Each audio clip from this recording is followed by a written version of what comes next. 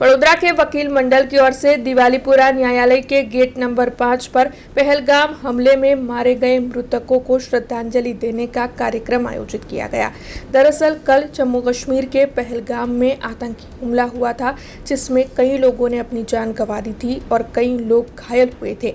तब आज देश भर में लोग मृतकों को श्रद्धांजलि दे रहे हैं और साथ ही इस आतंकी हमले पर रोष भी जता रहे हैं। ऐसे में वडोदरा के दिवालीपुरा न्यायालय के गेट नंबर 5 पर वकील मंडल की ओर से मृतकों के लिए श्रद्धांजलि देने का कार्यक्रम आयोजित किया गया था।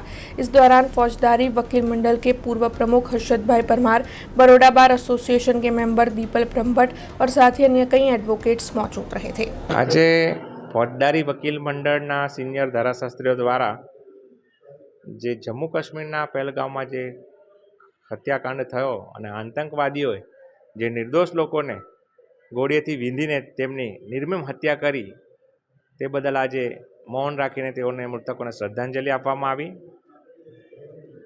आ कायरतापूर्वकनुं जे कृत्य करनार आतंकवादीओ अने एमने हूँ कायर गणुं छुं के निर्मम हत्या करी निहत्ता लोकोने, जे लोको फरवा माटे आवेला, जे लोको प्रवास स्थळ होवाथी प्रवास माटे आवेला अने आवा बिचारा मौज शौक ने हसी खुशी में मग्न हता अने तेवा प्रवासीओने आ आतंकवादीओए जे गोळीओ मारी छे खूब ज निंदनीय छे।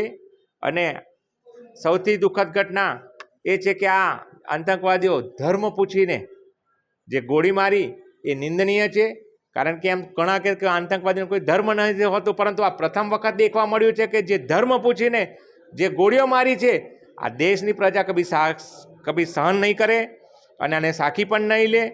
कारण के आवा जे कृत्य करनाराओ छे, जे कट्टरपंथीओ छे, जेओ धर्मना नामे आवो हत्याकांड करे छे, तेओने चलावी नहीं लेवामां आवे। આજે વકીલ મંડળ તરફથી અહીંયા જે કાલે પહેલગામમાં જે આ દુઃખદ ઘટના બની હતી, આતંકવાદીઓએ જે ઠાર કરેલા નિર્દોષ વ્યક્તિઓને, તે બાબતે અહીંયા મૌન રાખવામાં આવેલું હતું 2 મિનિટ માટે।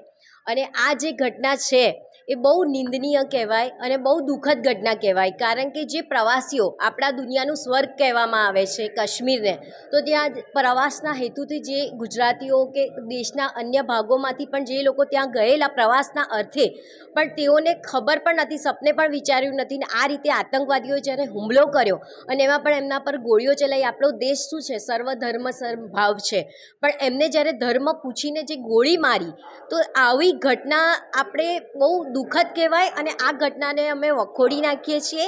તેમજ સરકાર આજે આતંકવાદીઓ જો મળી આવે અને એમને કડકમાં કડક સજા કરવામાં આવે, તેમજ જમ્મુ અને કાશ્મીરમાં એમની કડક પ્રોટેક્શન મૂકવામાં આવે કે એ સ્ટેટમાં આ જે આતંકવાદીઓની એન્ટ્રી છે એ ક્યાંથી થાય છે, એમનો ઉદ્દેશ શું છે, એ વસ્તુને લક્ષમાં રહે એવી અમારી અપેક્ષા છે। પ્લસ આ જે પ્રવાસીઓ છે એમની સુરક્ષા હેતુએ કંઈક સરકાર કાર્ય કરે જેથી પ્રવાસીઓ ત્યાં જઈ શકે बिना डरे। हमसे जुड़े रहने के लिए हमारे YouTube चैनल को सब्सक्राइब करें और नई वीडियो की नोटिफिकेशन के लिए बेल आइकॉन को दबाएं।